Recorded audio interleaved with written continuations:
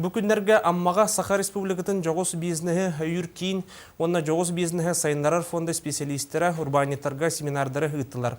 Сихили келер материалға.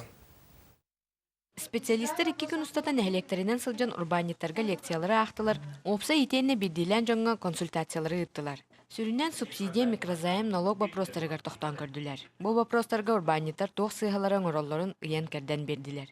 Вопрос бәті берелдер, интерес субсидия туғынан, микрозайм туғынан бір информация ағаяқ күрдік болақ, олен бұл ұлыстарынан кәрия жан бейманды көсәтчі. Бұл специальная программа бар, мобильный офистен. Onun bu ulusları kereyəcən bu Тоқ республика улуғын бартер почти ғырттывыд. Амма нәхелеген лоқтау Александра Сафронова бизнесінен түрді сылын жараттанар. Кені улуска урбаниттары түрдіған өйілерден үйері кәпсир.